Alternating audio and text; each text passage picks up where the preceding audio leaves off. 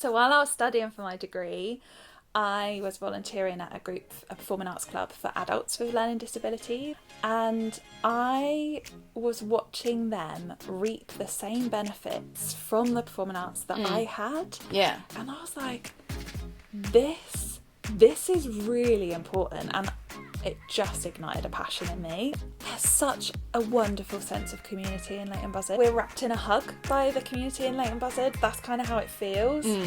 And I think that is part of why it has been so successful, is because of the community connections that I have made.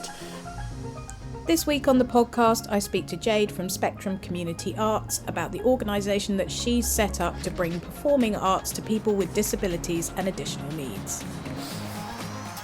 So hi and welcome back to the Leighton Buzzard Local Podcast. This week I'm here with Jade from Spectrum Community Arts. Hi Jade. Hello. Really nice to have you. Thanks so much for having me. You're so welcome. It's always really nice. Whenever I bump into you, it's always really good to have a chat. So I was like, must have Jade on the podcast. So at the top of every episode I'm just asking people, like, if I lived in Leighton Buzzard, what do you do? How would I find you? Those kind of things. Awesome. So I run Spectrum Community Arts, which is a not-for-profit organisation that I set up over 7 years ago now, which is wild. And we provide performing arts workshops for people with disabilities and additional needs. So that's dance, drama, music. And our whole ethos is about providing a safe space where these guys can unapologetically be themselves. And we're really using the performing arts as a tool to help develop confidence, self-esteem, social skills, and rather than kind of training the next West End star, it's more about that kind of building that community and giving them a place where they feel like they belong. So we run classes on a Tuesday and a Wednesday here in Leighton Buzzard, but we also have sessions in Bletchley on a Monday and then in Milton Keynes, but this side of Milton Keynes, on a Thursday. Oh, fantastic. And so what sort of things, do you have different types of groups? What sort of things do you cover? So our ages, so we start off, our youngest class is our mini sensory movers, which is a Leighton Buzzard session, and that is for 4 to 8 year olds. And our sensory movement sessions, the best way to describe it is it's a bit like a Zumba session in its structure. So there's a set playlist, and we use that playlist for like a 5-6 week block before like a half-term break. And so it's the same music, but each track has a sensory prop or element attached to it. So that might be a parachute or pom-poms or wrist ribbons or bubbles. We do a lot with like a giant scrunchie, like imagine a hair scrunchie, but make it massive. Oh, wow. And that's really great because everybody holds on to it or has it connected to them some way. So if they can't grip it, it might be like around their back, or we might support it so they can feel it on their legs.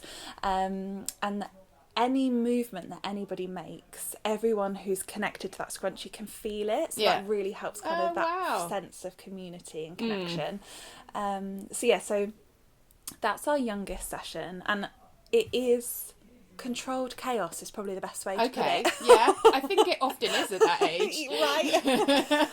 But what's so beautiful is that the parent carers can come, and almost all of them stay for minis, and they're building a network and a support network as well, and it's just so lovely that the kids can come and literally be themselves. So if they don't want to join in with a scrunchie and they're sitting in the corner, like, that's fine. They're not going to be judged for that. They're not going to be told off for that. They're not going to be asked to leave. Like, they're welcome to come and engage in their own way. So that's our youngest class, and then we go all the way through to, we've got 2 over 18 sessions. And our sessions are split between sensory and non-sensory sessions. And our sensory sessions are aimed at those with a higher level of support needs. And there's a lot more, while there's still structure in the session, there's a lot more freedom in that structure for them to engage in their own way and kind of on their own agenda. Whereas our non-sensory sessions, they're still aimed at those with disabilities and additional needs, but they're aimed at those with lower level support needs. And there is a bit more technique based stuff in that, and kind of building and learning. So they will build in our junior movers class, for example, which is our non-sensory dance session. They it's kind of very similar to a mainstream dance club. So they'll come in, they'll do a warm-up, they do like an exercise or a creative activity, and then they start learning their routine, and each week they build on the routine until the end of the block. They've got a whole dance routine. Wonderful, yeah. And obviously there's a drink break where they can socialise, and there's games at the end and a cool down, but it's more about kind of that memory skills and learning and building. Do they get to do like a performance at the end? Because that's always the thing, isn't it? So they get to show off. Yes, of course. Fantastic. So we've got our dance sessions, but we do have music sessions and performing arts, so they get to do a bit of dance, drama, and music in the session. And we have different performance opportunities throughout the year. So we go busking in Milton Keynes Shopping Centre every Christmas, which is amazing and so much fun. We're actually performing at May Day Fair this year, which is in Leighton Buzzard. Oh, fantastic. And we're on the High Street as well, which is super exciting. And then this will be our 3rd year that we do our big showcase. So we hire out Van Dyke Theatre. Oh, brilliant. And all of the groups are invited to come along. So the last 2 years we've had around 50 performers, which is like epic numbers. And each class has 2 performance opportunities. So in the first act, each club gets to go up and show what they've been working on. Then there's an interval, and then we repeat that, but it's their second performance piece. And then we have the big finale where everyone's on stage, and I've cried both times because it's just so magical. I can imagine. That sounds really wonderful. So going back to like 7 years ago, what was it that made you set this up? Well, I know it's like really cheesy to say, but the performing arts really made me who I am today. And I was painfully shy as a child, like painfully shy. Yeah. And then Mum sent me off to a performing arts school on a Saturday, and I met my people and I became who I am now. And kind of, like when you choose your GCSEs and your A-levels, you go and talk to the career advisor. And I was like, I love children, I love drama, I want to do something like that. Yeah. And they were like, drama therapist. So I chose my GCSEs, A-levels and my degree based on that path. And to get onto the MA to become a drama therapist, you have to have multiple hours working with different community groups. So while I was studying for my degree, I was volunteering at a performing arts club for adults with learning disabilities. Yeah. And it was the first time that I'd ever knowingly worked or met someone with disabilities. Yeah. It was the first time I'd ever met somebody who was nonverbal. And I was watching them reap the same benefits from the performing arts that I had. Yeah. And this gentleman who was nonverbal, he was expressing himself through dance, through music. And I was like, this is really important, and it just ignited a passion in me. Yeah. And by the end of the 3 years, I was basically co-running it. I was choreographing all the dances for their end of year show, and I just loved it. And I was like, I don't think there's anything like that locally back home, back here. So I graduated, and then I spent a few years training my facilitation skills, so working for different organisations, doing loads of volunteering with different groups, kind of basically just gaining loads of experience. Yeah. And then I was running, for quite a while, I ran the Leighton Buzzard MenCap High Five group, which is like a youth group. And I had been running that for a little while, and one of the mums approached me and asked if I knew of any dance classes that she could send her daughter to. And I was like, gosh, there are loads of wonderful dance classes in Leighton Buzzard. Yeah. But I can't think of anywhere that would be able to cater for her needs. So she's autistic, and at the time she had quite challenging behaviour, and she was a flight risk. And I was like, and then Mum just looked at me and was like, well, isn't this what you do? Can't you just set one up? And I knew that that was always the goal, to do that. And that was just like the little push to do it. And I was like, okay, I will. So I started very naively with 3 classes out of the back of the Leighton Buzzard Football Club. Yeah. And it snowballed from there. Because at the time, over 7 years ago, there was There was no one else locally offering anything like what we offer. Yeah. So we had kids travelling for an hour to come to an hour dance class. Wow. Yeah. That's amazing. Yeah, thank you. And alongside kind of our weekly timetable, we also offer bespoke workshops. So we go into schools and day centres, other community groups, and provide workshops either as a one-off or like a regular project. Yeah. Working with their clients and their people. Yeah. Oh, that sounds really cool. So I'm guessing, given that you've grown from like 3 dance classes to like all the stuff you've just told me about, that you're potentially not doing this by yourself. No, I tried, and it's hard. I'm waiting for someone to invent the cloning machine so I can be in multiple places at once. Yeah, I think we all are. Yeah. So given that it isn't just you, who else works with you on like delivering the classes and I guess everything spectrum? Yeah, so I'm really lucky that I have in the last few years met some young ladies who, one of them's got a degree in dance and her dissertation was in dance and disability, and the other has got a degree in music and her dissertation was in music and people with disabilities. And I've trained them up and they now facilitate. So that's Poppy and Faye. Faye delivers our music-based stuff in Bletchley, and Poppy does our dance sessions on a Tuesday night here in Leighton Buzzard. And they're both fabulous, and like honestly I'm so grateful for them. Like they're amazing, and because like when it's your baby and you're entrusting somebody else, like that's a scary thing to do. And I trust them so wholeheartedly. They're amazing. I'm also really fortunate to have a fabulous like behind the scenes team. So I've got 3 people who work kind of in a self-employed capacity part-time, doing kind of admin, business management stuff, a volunteer coordinator and media and marketing stuff, which is amazing. And I'm actually working on the board of directors at the minute and kind of making that a bit more kind of robust and helpful and that system better. And we have an assistant, so each club in our timetable there's a paid facilitator and an assistant, and they're all amazing. Our team of assistants are amazing. And then we have our volunteers. And we literally could not do what we do without our volunteers. Yeah. And we need a minimum of 4 volunteers in every single one of our clubs. Right. Ideally more. Yes. Going back to the minis, like they could ideally do with a 1-to-1 person. Yeah. And so our volunteers, the youngest volunteers that we can take is 16 because they need to do a DBS check. Yeah.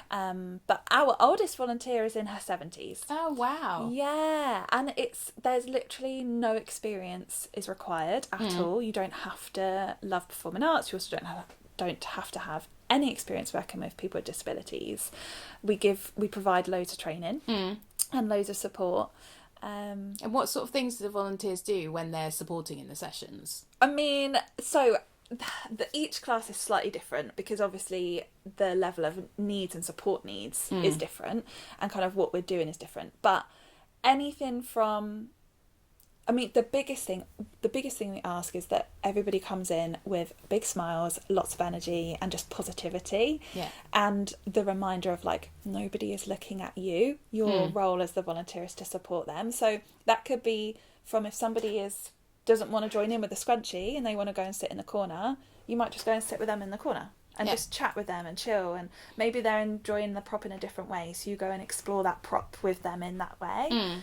Loads of positive encouragement, obviously joining in with whatever it is that we're doing. And we also have volunteers who help, like who we are so grateful for, who don't help in the sessions. So we've got fundraising volunteers, we've got photography volunteers. Yeah. And so there's like, if you've got a skill set that you would love to offer a bit of time for a local organisation, we can probably utilise it some way. For the sessions, like, is there kind of a minimum commitment? Do the volunteers do maybe 1 session a week, or do they need to commit for a certain length of time? So the dream is that we have a volunteer who comes for an evening and they stay. However, we do have ad hoc volunteers because we know that life is life. Yeah. And our ad hoc volunteers, they've kind of gone through the onboarding process, so we've kind of done all the stuff we need to do behind the scenes, but they've also done all of the training. Yeah. And so our ad hoc volunteers can volunteer without the commitment. So they might be like, I can't do every Monday, but if you're ever desperate on a Monday night, let me know and I'll come and help you out. Yeah. Amazing. Like, that's so helpful, because life happens, so our regular volunteers might get poorly, or their car's broken down, or their kid's sick, or whatever it is, a big project at work's come up and they just can't come tonight because they're too tired. Yeah.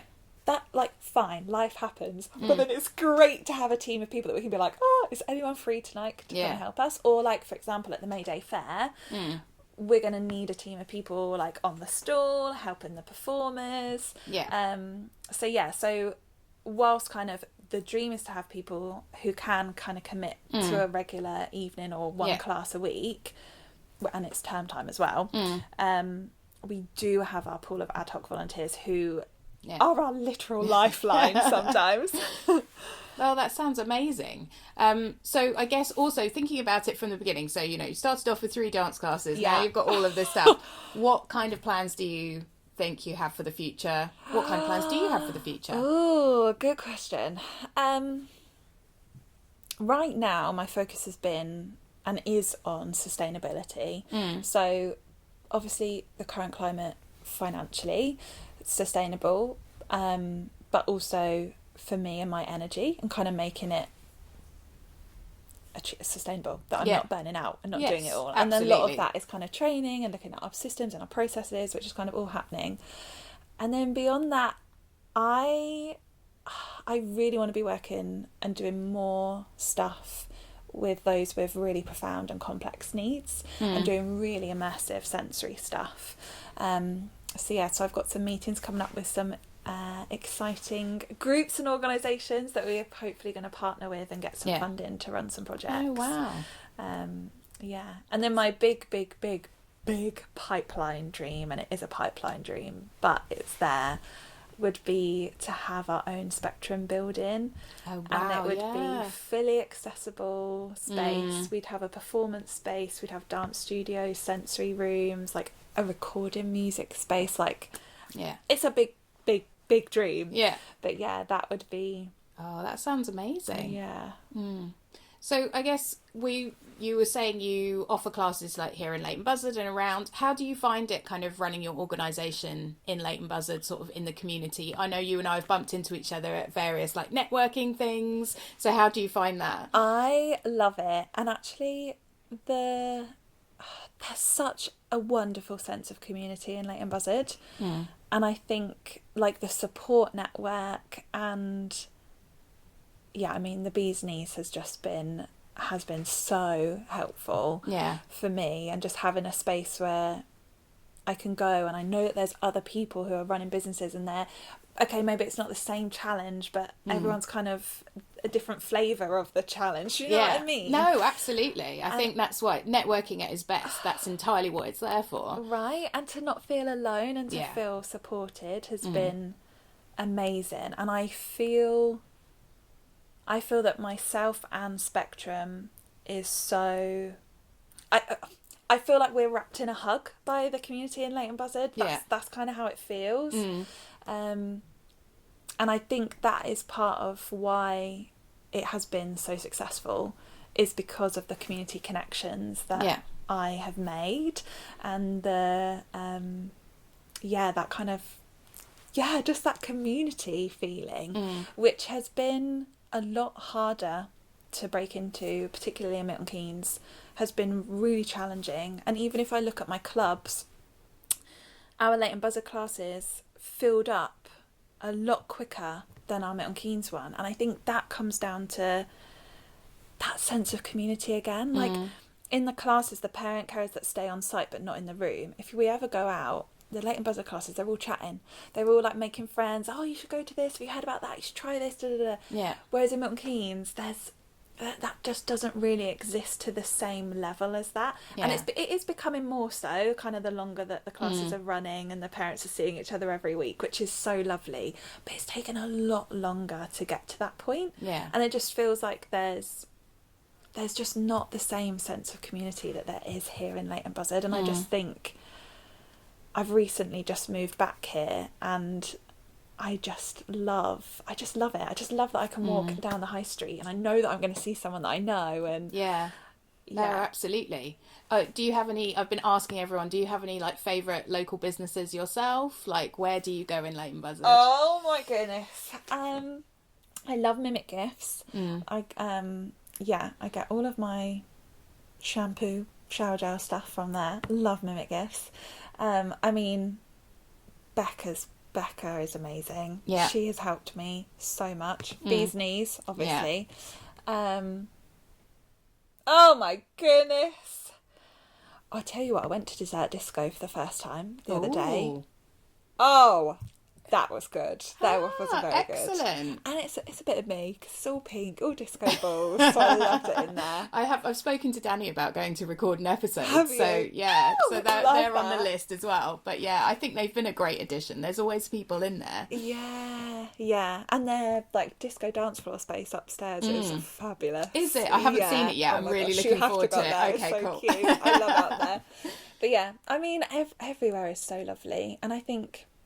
And, like, Haberdashery. Yeah. Like, no, absolutely. And big shout out, I mean, because obviously no one can see us, but we are sat here. Yeah. So we're sat out the back of Haberdashery. Sarah and Carrie very kindly have given us space to just sit and record this. So And they're so lovely. Yes. Like, I come in just to have a chat with them. I know. And I saw Carrie last night, actually, at the Creative Buzz. And I was saying, someone else was saying, I always come in and have a chat. And I said, oh, Carrie, I always come in and have a chat with you. And I felt really bad. Like, you're running a business. She's like, no, we love it. We love chatting to everyone. And I'm like, oh, surely you've got loads of stuff to do. Yeah. But I think that's exactly kind of what you're talking about. Like, there's so much community in Leighton Buzzard. There's so much business community in Leighton Buzzard as well. Yeah. And Becca Prideaux, who you mentioned, yes, like, she runs her own business and she has an office at Mimic Gifts, but she's so involved in so many things locally, which and I know she's an incredible help to a lot of businesses locally as well. Yeah. So it's like, even if you're not running a business that's like based in the Leighton Buzzard business community, she still puts so much into the local community as well, which is amazing. Yeah, she's fabulous. She has honestly helped so much. And I've cried so many times at poor Becca. It's like the running joke now, whenever she sees me, she's like, there's the tissues. Oh, bless. That's really cool. Yeah. Awesome. Well, thank you so much for joining me. It's been really good to chat to you. I think we've covered everything. Was there anything else that you definitely wanted to mention? The showcase is going to be on the 7th of July. Yeah. And tickets are going to go on sale next month for that. So check us out. Oh, and where to find us. Oh, absolutely. Yes. So we are on Instagram and Facebook. So it's Spectrum Community Arts. If you give that a little search, you'll find us. Yeah. On Instagram, probably too much. But we also got our website, www.spectrumca.co.uk. And in there's like a contact us form, and all of our phone number and email addresses are all on there as well. But if anyone has any questions, or if they want to find out more, or they're interested in finding out about volunteering, get in touch. Yeah, absolutely. Well, thank you again. Thank you. Thanks for having me. Thank you again for joining me and listening to the Leighton Buzzard Local Podcast. You've just listened to episode 4, so don't forget to check out the other episodes in this series as well. Like and subscribe wherever you get your podcasts, and you can find Leighton Buzzard Local on Instagram.